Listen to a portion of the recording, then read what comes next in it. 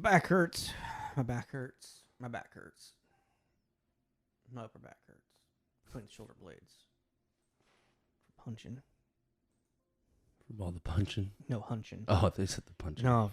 I thought you were making a joke about the pizza mixed with the movie. Oh, yeah. I thought you were... That would have been funny, wouldn't it? That would have been If clever. If only you had thought of it. God damn. If only I was, a clever person. Oh my God, damn. No, but seriously, my back hurts really bad. So if I look a little discomforted through this episode, Should get you some Novocaine.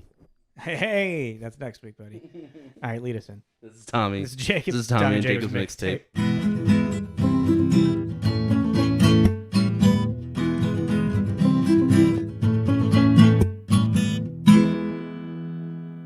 Beast mode. Hello, everyone. Welcome to TJ's Mixtape. I'm Tommy. That's Jacob. We're a movie review podcast. We're two best buds. We like talking about movies. So we decided to make it into a show. We talk about who made them, who's in them, kind of talk about some themes, and then give it an arbitrary rating at the end to put a nice end on it. But before we do all of that, we do play a game. At the end of each episode, we randomly each select two actors and they connect them via co-stars and other films that they were in together to lead them to one another. This is a roller coaster of one. I did it, but I'm thinking who it was. Oh, Val Kilmer to Anna Kendrick was who we generated last week from Stars, connectthestars.xyz.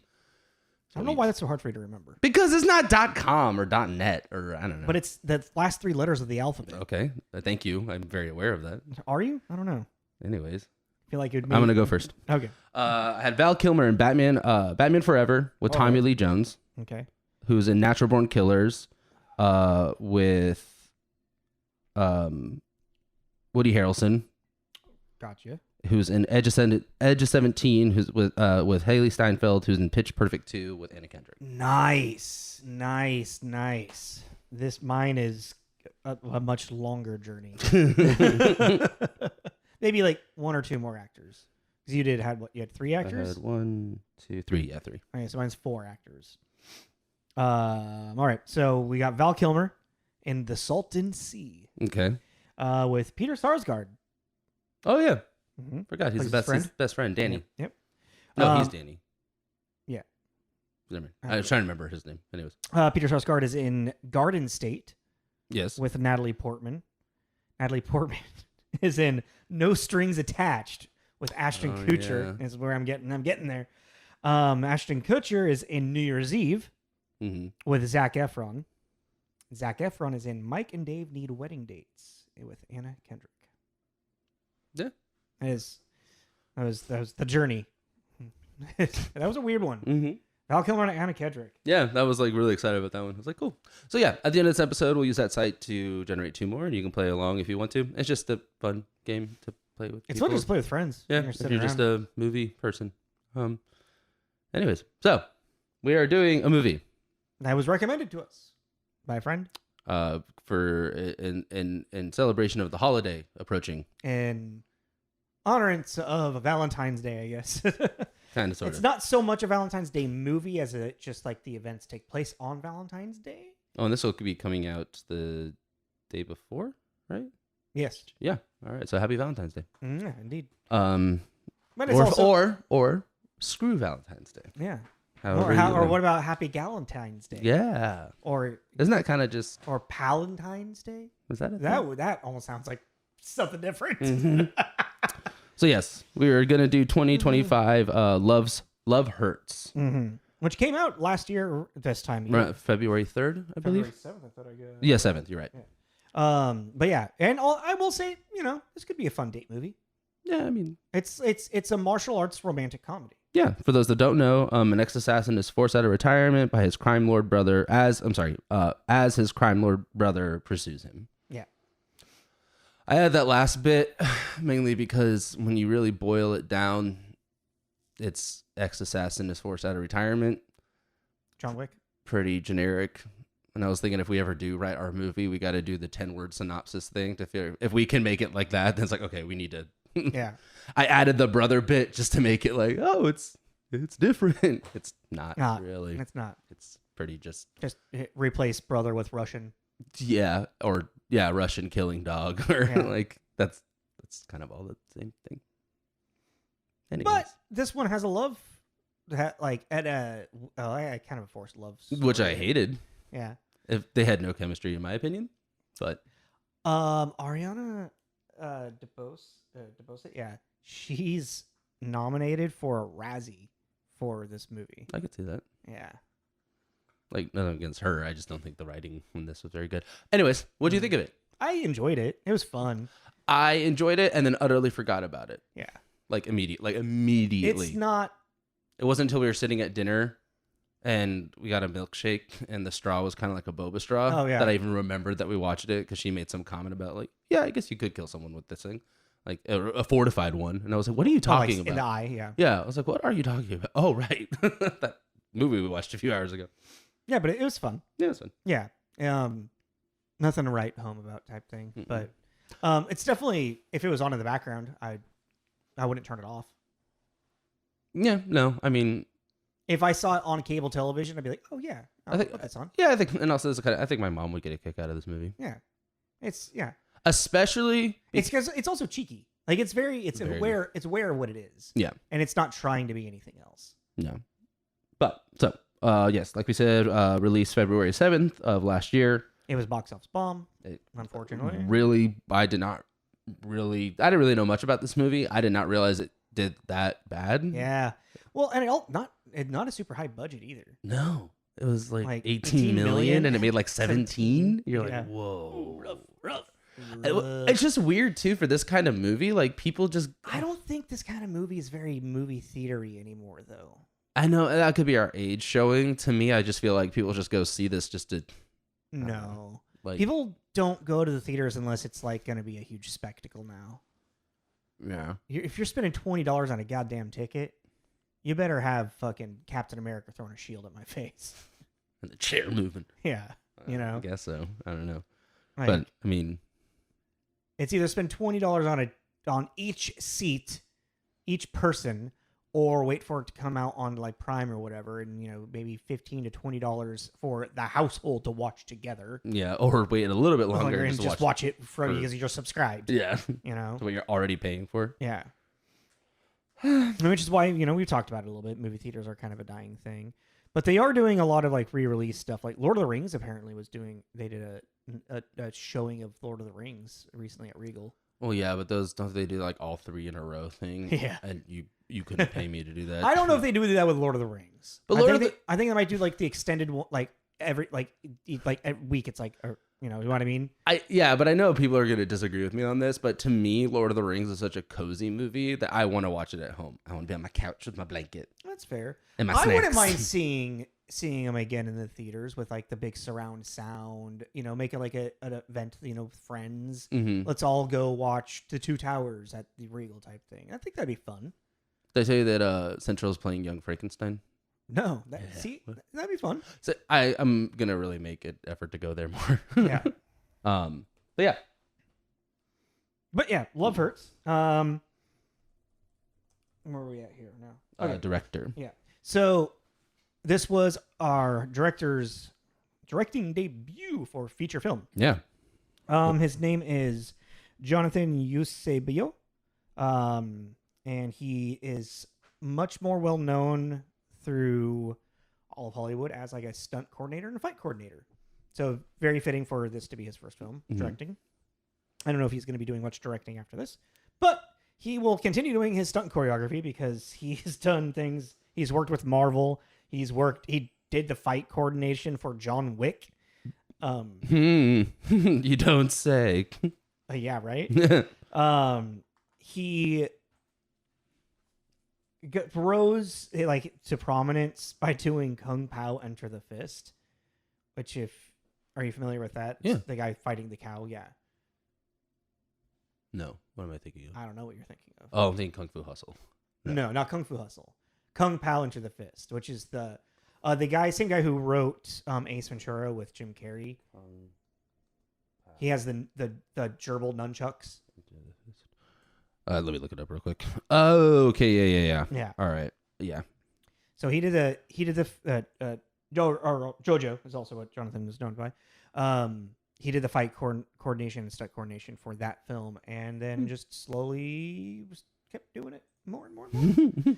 And did it for like Doctor Strange, like a handful of Marvel movies. Unfortunately, I will say, well, not unfortunately, but not the Marvel movies that I think that have the best choreography, but nonetheless, he's top dog stunt coordinator. So I mean, that's why he was able to get he was tied onto this movie, and this movie probably had any type of like push was because they're like, oh, we got JoJo doing this thing. Yeah, let's see what he can do. Well, yeah, and Ke Huy Quan, The only thing about, we'll get into that though. But yes, so that's Jonathan.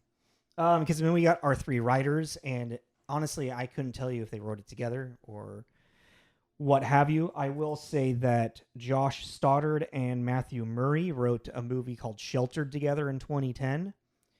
And then you have Luke Passmore, who they literally have like no like huge writing credits. So it's just like, I don't know. Just like hodgepodge. Someone wrote a spec script, and then another one of them wrote more of it, and the other one refined it. Like, here we go. I don't know. It just kind of feels like it's not a passion project, or there's something that evident that it's a passion project. They just wanted to make a beat 'em up martial art thing. I mean, I do feel like this is kind of a vehicle for Ke Huy Quan, like with his research of his career, from Everything Everywhere All at Once, because like the only other person that could fit in this role that is this character would be like Jackie Chan. You know what I'm saying? Yeah. I was just thinking if there's someone else I could think of. Yeah, fair. So it just feels like it was a vehicle for Ke Huy Quan to, kind of see what kind of star power he can have. Well, what his tractions he has. Yeah. And, I think I'm not saying that he's not going to get any more work after, the box office bomb, but now, there was good range for him from this as well. Well, and it's not also, lot, it wasn't a lot for a script. You've seen it in the past too. It's people that are, this is kind of different because he's so much older, but like Brendan Fraser in The Mummy. Like, let's see, do we have an action star here with our comedic guy? Let's see. And then you have like, this is kind of more along the lines of like Matt LeBlanc in Lost in Space. They tried the same thing with him. But we also got to recognize Ke Huy Quan won an Oscar for his performance in Everything Everywhere All at Once. Yeah, but that was that's a whole different kit and caboodle, that movie. Yeah. You know what I mean? I'm talking about, that's what it felt like to me. It felt like another attempt at like, hey, let's get this funny guy and put him in this badass situation and see what he like pulls, Yeah. It kind of came out more like Matt LeBlanc from a little bit, which I did just rewatch with my mother, and oh my God, that movie's terrible. It's really bad. It's really bad. Whew. I was like, it's Gary Oldman, right? Yeah, he's the doctor. He's Dr. Smith. Yeah. I mean, even him, he's terrible in it. He's making all the, you can't kill the man without becoming the monster. And you're like, shut the fuck up. Like, I've never hated Gary Oldman in something. Role of a lifetime, Tiptoes. Sorry. I just don't know what's going on with that movie. Anyways. Well, since we're on Star, we have Ke Huy Quan. I already brought up Ariana DeBose. Okay, do you remember characters' names? I forgot to write them. Yeah, I got it. Well, I have it open. I didn't write them down though. Ke Huy Quan is Gable. Yeah, well, that's his last name. Okay. Marvin, thank you. Ariana DeBose is Rose. She's in Craven. Yeah, still don't. Oh, just clicked. Yeah, just clicked. Yeah. Okay, so I really like don't the remember. Love interest or whatever. Yeah. It's because we were arguing through half that movie. I was like, no, that's Zazie Beetz. I swear to fucking God. And she looks so much like Zazie Beetz. Then we got Daniel Wu, who plays Marvin's brother. Knuckles is his nickname. Yeah. Oh, and Ariana DeBose plays Rose. I don't know if I said that. You did. Thank you. Leo Tipton, who plays Ashley, our assistant depressed to Marvin. Yeah. Depressed about work. And she's like your depressed millennial. Yeah. Or late Gen Z or whatever. Like early millennial, late Gen Z, something. Or I'd be late millennial, early Gen Z. Yeah. Right? No, because an elder millennial would be a late millennial. Would be an early millennial because they were a millennial earlier. So, anyways, and then who else did you have down? I put down Mustafa Shakir, who plays The Raven. The Raven. Has the coolest like fight style and everything. His whole vibe reminded me of T-Bone from The Crow. I can get that. With the knife thing and the trench coat, and like he's this big dude. And I was trying to figure out where I recognized him from, and then finally when I looked it up, he's fucking Jet in the live action Cowboy Bebop. Thank you. Yeah. I was trying to figure that out too. I was like, this guy is so eyes. Unique. His eyes. Everything. Yeah. His jaw structure, everything. Yeah. His bone structure, and he's gigantic. Yeah. I was like, I know him from something, right? But what? And I was like, oh, okay, that makes sense. Because I watched that one time through and never touched it again. Yeah. Right. Okay. Yeah. And then we got he looks like handsome Squidward. That might be the pro. I might put those up next to each other. Yeah. He does. It's like he looks like carved out of clay. Jesus, he's intense. And then I got Marshawn Lynch next, just to call up Marshawn Lynch. I didn't realize. You want to know something really funny? No idea what Marshawn Lynch looked like until she brought it up. No, oh, that's Marshawn Lynch. I was like, gun in my head. That is fucking hilarious. Gun in my head. Most football players, I can't tell you who they are unless they've been on like a Progressive commercial for 20 years. Well, you know what Tom Brady looks like, right? Kind of. Like, I could probably pick him out of a lineup, but it'd be pretty. Russell Wilson. Same thing. Really? Yeah. I just really don't. They're just so not in my zeitgeist. Like, if you showed me a picture, you're like, this is, oh yeah, totally. You know what I mean? But if a lineup, it'd be pretty dicey. That is so funny. So like the beast mode thing. I was like, oh, he said beast mode. Why did you say beast mode? Yeah. I didn't. I just thought, okay, he said beast mode. I didn't think much of it. That is so. He's actually credited as Marshawn Beast Mode Lynch. No. Yeah, right there. Yeah. Yeah. And it brought to light how little, like, I know, what's his name? Dolphins. Dan Marino, but that's only because of Ace Ventura. Ace Ventura, yeah. A retired football player. Yeah, I know that. Like, I know. Isotone gloves. From the 80s and 90s. OJ. Woo! I know who that. I know. Could tell you that is. Like they had to like kind of really break out of their football thing for me to have any idea who they are. Okay. Isotone gloves. And then just a quick shout out to small little role of Sean Astin playing Marvin's boss. Yeah. Did you say Andre Erickson just because he's Marshawn Lynch's like the twins? They're the no, because I didn't recognize him from anything. I'm like, I recognized him, but I just couldn't figure out from what. Oh, he's in Violent Night. He's Gingerbread. Oh yeah. Yeah. Also, what's the crossover of Violent Night in this? Same producers. Same producers. Okay. Yeah. 87 North? Yeah. Gotcha. Okay. Yeah, and then Sean Astin, which is always just cute to see the old gang back together. Back together, yeah. It's the same thing as like, Harrison and Kehu on like the red carpet. It's just, I don't know, it just touches that nostalgic part of you. A little You're both so old. Mm-hmm. Okay, reviews. Yeah, I guess we're ready to get some reviews. All over the place, kind of. For I'm really curious what your Metacritic's going to be. It's not good. Let me just end that suspense right now. It's got a 5.3 on IMDb. That feels right. Yeah, right. Yeah. An 18% tomato meter. And tomato is critics. Okay. And a 60% popcorn. Yeah. So that all checks out. Yeah, but I don't know. I thought 18 is rough. Well, on Metacritic, it has a 34, which comes at generally unfavorable, with 4 positive, 18 mixed, and 21 negative. 21 negative? Yeah. Well, I mean, because negative begins at what? 40. 40? Yeah. Okay. So the tippy top is a 75 by G. Allen Johnson at the San Francisco Chronicle. Love Hurts is the rare action movie almost devoid of noticeable computer effects. It's a hand-to-hand, bone-crunching martial arts movie with tongue firmly in cheek, resembling those Jackie Chan action comedies from the 1980s and 90s. all right, do we need to continue on?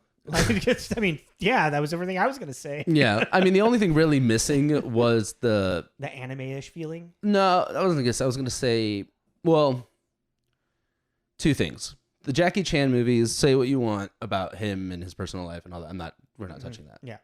His movies, though, and maybe it was because they always showed the outtakes. Like, it was really impressive to watch him because he was doing all that, and that is what made it fun. Well, and he kind of like coined this form of martial arts, almost Looney Toony, like clown kung fu. Yeah. That's a good way to put it. Clown. Yeah. I think that's actually like he's called it that before. Oh, okay. I think. And then so it's kind of missing this genuine, because this whole thing, and there's a review that brings this up, and I'm just gonna say it now because it kind of goes into that. This whole thing feels very rehearsed and choreographed. Mm-hmm. The fights, don't feel like it's very spontaneous, very crisp. Like like almost kind of like Matrix-y, but Matrix it kind of worked because they were in a computer program. Like it kind of fit because they are fighting computers. I know kung fu. Yeah, like I mean, like oh god, I want to watch Matrix now. That's weird. I don't want to watch that in forever. And then I was gonna say the other thing missing, huh? I'm so over it now. Not the first one. No, I am. Really? Yeah. Oh, and then the other thing is the buddy cop dynamic. That's what also made those movies really charming in ways, was Chris Tucker and Jackie Chan's interactions. Chris Tucker, Jackie Chan, Owen Wilson, Jackie Chan. Chris Tucker again. Wait a minute. I mean, I can't. Is that really the only? That's got to be more. There has to be that. Yeah. Well, I mean, then the most of his other stuff is like Drunken Master or Rumble in the Bronx. Jackie Chan's Twin Dragons. Is that what yeah, Twin Dragons. Yeah. Well, that also has the buddy thing, but it's Jackie Chan and Jackie Chan. Himself, yeah. But yeah, I just thought that was interesting. What did I put down? Oh, with a mixed 60 at Screen Rant by May Abudaki. The film is ultimately an action comedy that is sickly Sharanian and over the top as a Valentine's Day is itself. For a cool hour and 23 minutes, Love Hurts allows us to enjoy every minute of its absurdity, and you'll never look at Boba Straw the same way ever again. I really like that review. And also, I do want to point out and shout out to congratulations to getting a movie being under an hour and 30 minutes. I thought that was a mistake on Google. No, I was like, wow. Right. No, that's an hour, 23 minutes. I got stoked. I was like, oh my God. And you know what's really weird? It felt like it was longer than an hour, 23 minutes. It's because its pacing is not very No, it's not. 30 at New York. 30 at New York. Which is weird that it felt like its pacing felt off. Because, like, the story, like, does kind of move at a pretty rapid pace. It's just like there's a lot. It is, but I think it's a big thing. It's just not a very interesting story. Yeah, I mean, that too. I mean, I found myself I pretty much almost had to, like, hide my phone for myself because I noticed me wanting to go on it constantly. Yeah. And that's the thing, too. And that's such a bummer with a movie like this. And I get it lives in this anime world, but there just was a lot of it just not really grounded. And it didn't feel right for some reason. I haven't really pinpointed. Maybe I'll get to it at the end. For a negative by at the New York... Oh, my God, I need to start wearing my glasses. New York Magazine, Vulture, Love Hurts feels like it might have once been something, but in its current iteration, it exists basically as a series of fight scenes stitched together with the thinnest of narratives. That wouldn't be such a bad thing. Indeed, it could have been a great thing if the action was in any way inventive or engaging. Say that last bit again. That wouldn't be such a bad thing. Indeed, it could have been a great thing if the action was in any way inventive or engaging. So they're saying that the action wasn't inventive or engaging. No, they're saying that the narrative is so thin, which would have been fine if the action scenes were so like, you know. So. Yeah, okay. Because like, I don't know, I did enjoy the action. I guess, yeah, a lot of it, there was some fun in it, but nothing like over the top ridiculous or exciting or pushing limits like what Jackie Chan was doing at his time. Well, like we talked about too, we talked about this the other day. It feels like Bullet Train, but Bullet Train had this world of absurdity into it that all the craziness really fit. This didn't. You know, there's even that scene where they're fighting him and they throw him in the fridge and then pick up the fridge and then throw it across the room, and you're like, what the What was that? I think what it is that this, and maybe that's what it is I think, is there any more reviews? Yeah, just one at the very bottom, 20, Time Out by Elizabeth Weitzman. It's been a while since we've seen a movie that feels as though it was made by someone who just discovered the collected works of Quentin Tarantino and Guy Ritchie. Just thought that was funny. I think they kind of missed. I get the Guy Ritchie thing, not the Quentin Tarantino. I get the Guy Ritchie thing. Yeah, Tarantino. Except for maybe the crime chit-chatting guys. I was gonna say the assassin coming back thing, which I don't know, Tarantino hasn't done that, but that could be. I mean, Kill Bill. I guess, yeah. But okay, this is what, like, going back to like what you were saying with like Bullet Train. I think what this movie kind of like what hurts it is, and I guess like I said at the beginning that it kind of knows what it is and it doesn't shy away from it. Its identity is a little mucky. Yeah. Because it does establishes a quirkiness, but it's like this quirkiness in a real world, and then it just kind of gets a little bit over the top, like a little too over the top, where it doesn't feel like it belongs in the world, like you were talking about with that fridge. Yeah. And even the character Raven is so over the top, and that's I think the first introduction of the over the top of everything. Well, yeah, but it's also like he's so over the top that even amongst the other killers, he's over the top. Yeah. And because he has this whole identity, and he's got the little throwing things with the feathers. That's okay. As a writing tool, this is what the problem was. Raven's character was introduced too quick because he is the more interesting of all of the villains. Like he shouldn't have been the first one to attack him. There should have been maybe another one that maybe Marvin like disposes of, actually, that introduces the fact that Marvin knows like he is like this hidden assassin. Because the thing is that Raven was so compelling and weird and quirky, and then we're introduced to Marshawn Lynch and the other guy. Oh, Andre, and what were their names? Andre and no, the actors. Oh, it was Andre. We're introduced to the duo King and Otis. Yeah, thank you, King and Otis, and they're just kind of regular old lackey dudes that they do know how to fight, but they're not like they don't have a weird specialization like Raven's knives that he just like opens up his like jacket and all of a sudden just like all of these kukris are here, and like his boot has a knife in it that he like slides. It's that was so cool. Like it's just so cool, so fucking cool. Like it's like wrist like. I kind of see actually the Quentin Tarantino thing once you're talking about Otis and you talk about them and like their dynamic. And John Travolta and Samuel L. Jackson. Yeah. They're dynamic, with the bantering, but they're not as interesting as Raven is. So we have this like weird up and down. I think you nailed it too, because it's kind of like you should have went one way or the other. Like Bullet Train, all the killers are these weirdly hyper specific. Yeah, I'm the poison girl, and I'm the knife guy. I'm the psycho girl that's gonna fucking. I'm the school girl that uses my innocence to get past your security. But then this has there's not enough of. And then even then with the crime boss, his whole thing, like the killing people with the boba straw, like, okay, I guess, Well, he's always got boba with him. He's always getting boba. Yeah, but that's also, I don't know, like that's his quirk. I'm a quirky kid, It's I know, like, okay, sure. I mean, I know that I said that.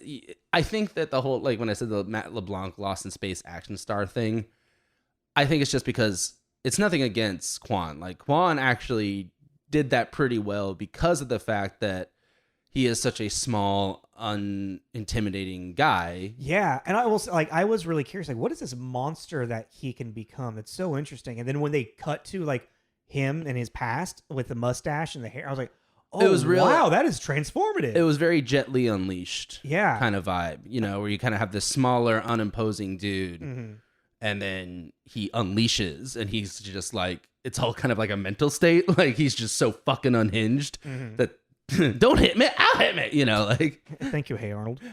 Like kind of thing. And he looked great. Like as that crime boss guy in the suit and I was like, okay, there you go. There he is. There's the monster. So like nothing against him. I just think the movie just was kind of and then he's got that sweet little voice. Right, and then he Spider monkey. And I guess like another thing is like there is the metaphors and the symbolism in this movie is a little just kind of shoved in your face.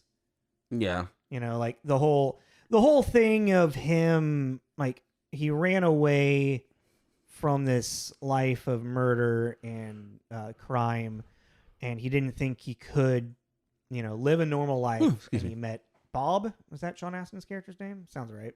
That feels right. Right. Bill. Yeah, I knew it was a B. Cliff. Fuck. Cliff Bill Bob. Howdy. I mean, it sounds like a cowboy name. How you doing, Cliff That was Bill Bob? actually probably, in my opinion, one of the best scenes of that whole movie. Is Sean Astin and them having Oh, yeah. That was great. Sean Astin was great in it. That was a great scene. Like that was, and the second he said he's like a brother, I was like, you're dead. Yeah, exactly. You fucked up, You man. just killed yourself. Yep. Sorry.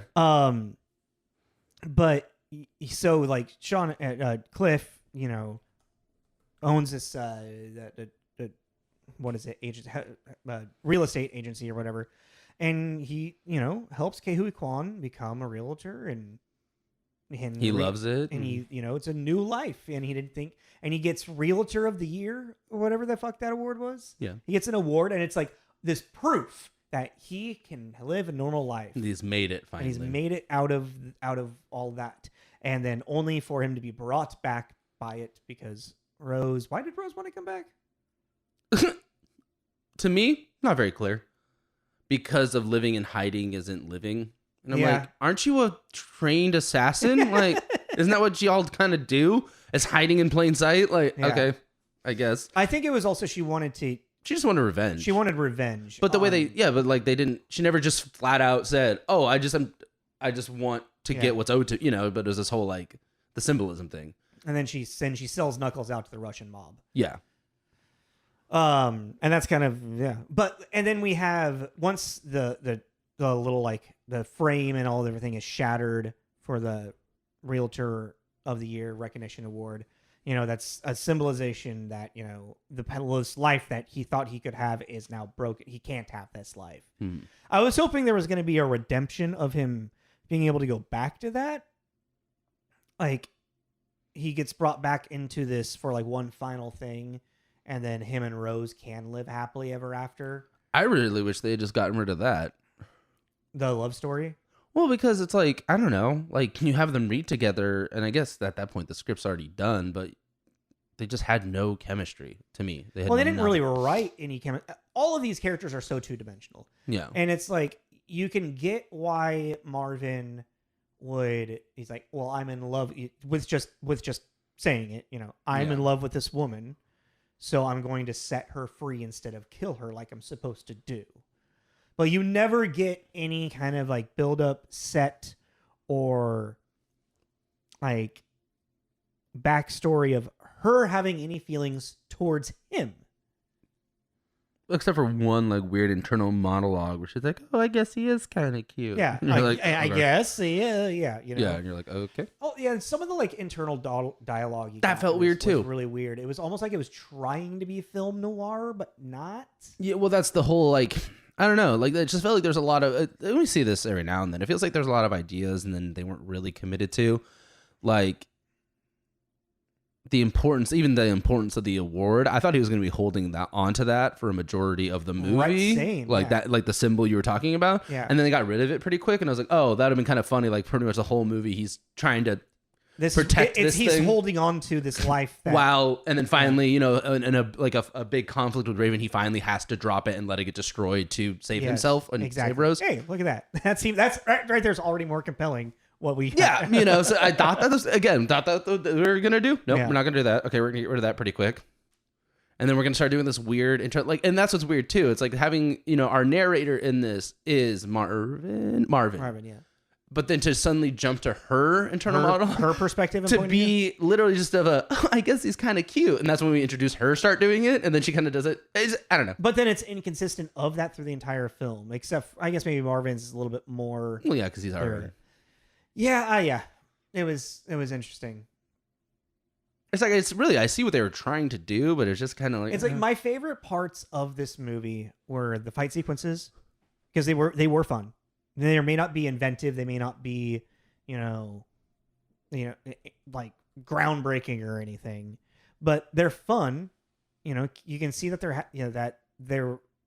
they're having fun. If you know what I mean. Mm-hmm. Raven's character is just like every time he pulled out his blades was fucking cool. Well, and then Marvin having the protector moment at the end. At the end, yes.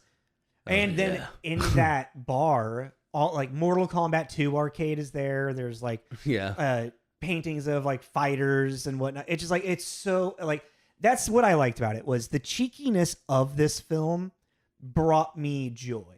Well, and then it seems like the brother's front for his crime organization was some kind of martial art movie studio.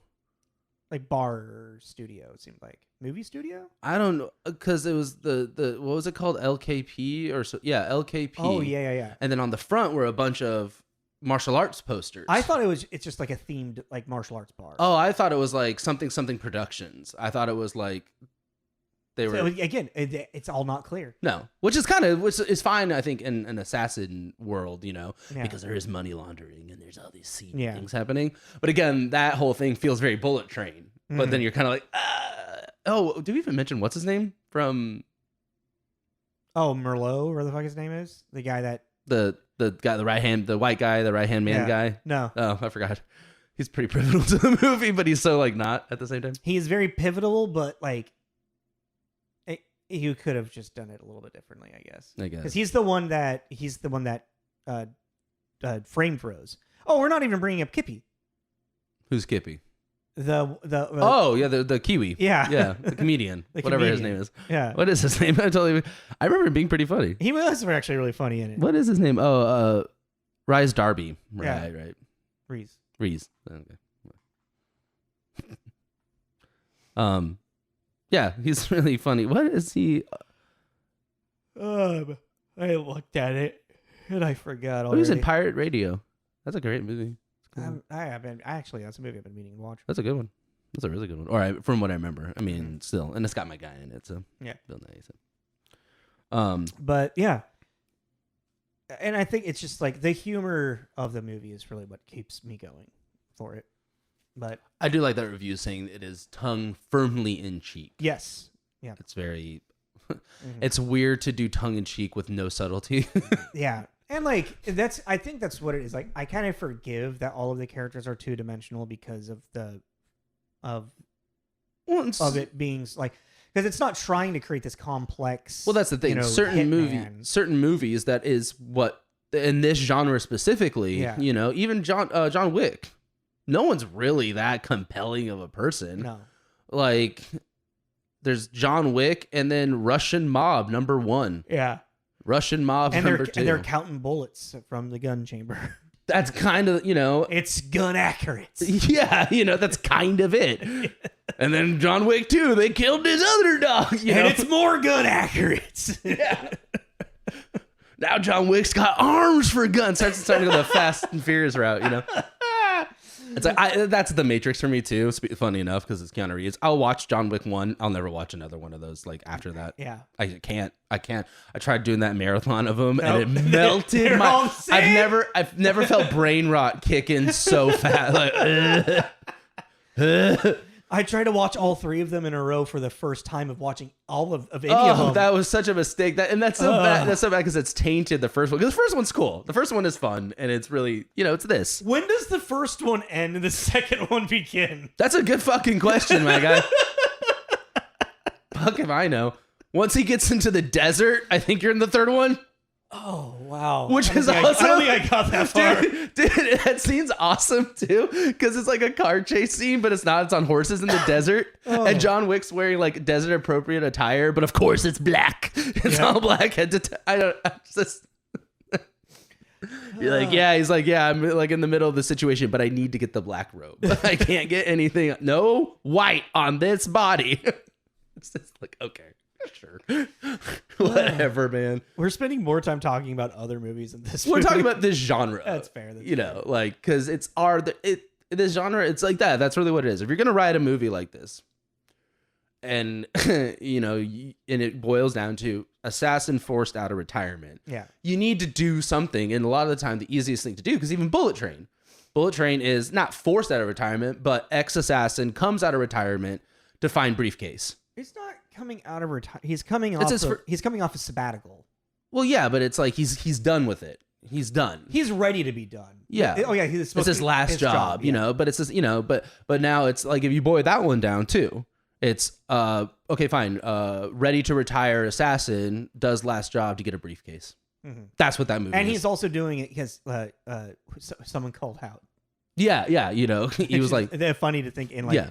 And the bureaucracy of the assassin world. And someone's like, to pick up a briefcase. But it's like, yeah, so you boil it down, it's just that. But okay, but what if it all happens on a Japanese train going 800 miles an hour and they're all trapped on it? Yeah. There you go. There's your gimmick.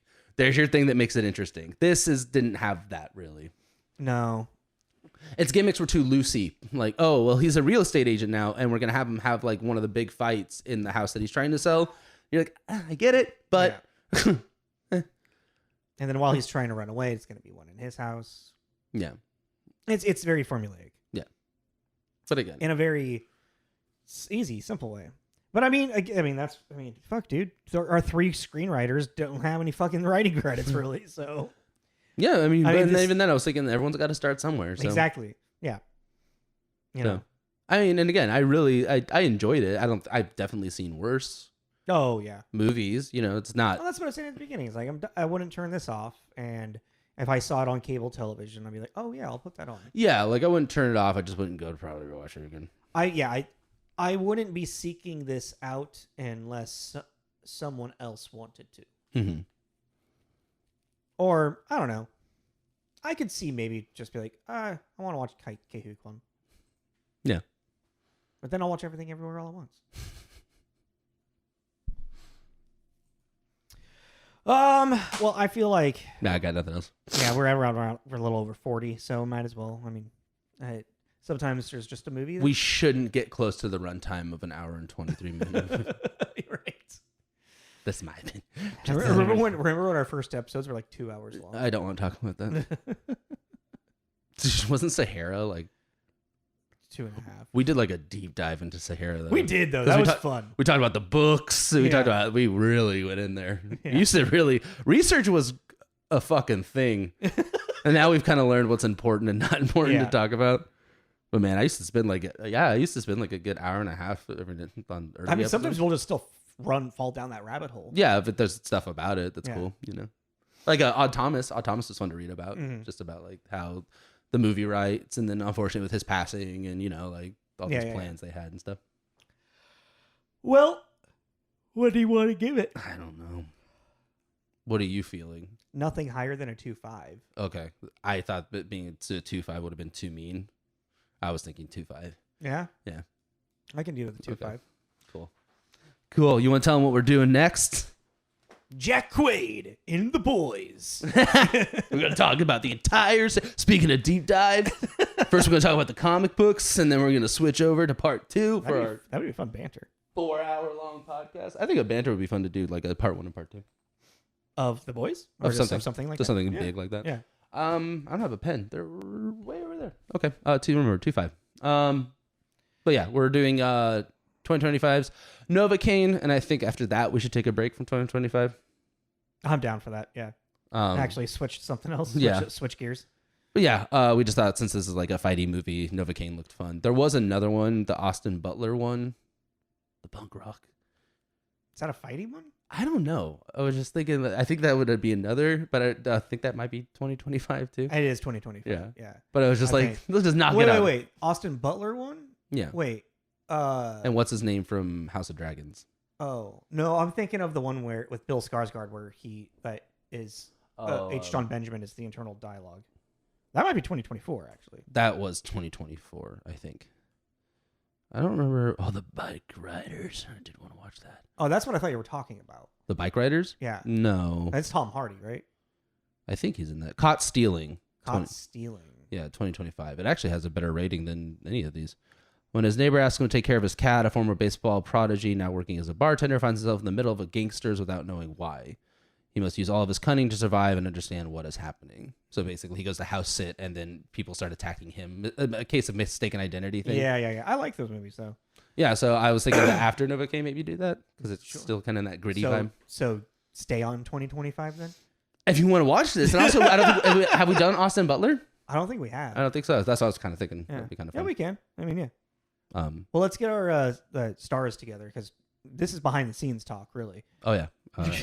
We're still recording. I usually have that already done. No. I don't want Tilda Swinton to Laura Dern. Putting it down. I'm getting it into my phone now, so then you can write it down. Thank you. You're not reaching. You don't have a pen near you. No. Lil Swinton, Laura Dern. Yeah, interesting. Laura Dern. Saying it so weird. I wonder if one of those is going to be a Jurassic Park movie. Maybe not. I think I already got it. Really? I think so. Oh, is Jeff Goldblum in there? Ah, shit. No, it doesn't work. Oh, Because it's a TV show. Oh. Maybe. All right. So follow us on Instagram, Facebook. All of our promos are on there. You can see what we've done in the past and what's coming up on that with our link tree. We'll send you to Spotify, Apple, anywhere you get your podcasts. That was episode 280 of 2025's Love Hurts, which we gave a 2 out of 5. Fun. 280, not 281. I thought it was 280. I mean, I'm gonna trust you. Yeah. So, okay. I just might have missed. One of us good. I've been waiting for it to happen. It's been wrong this whole time.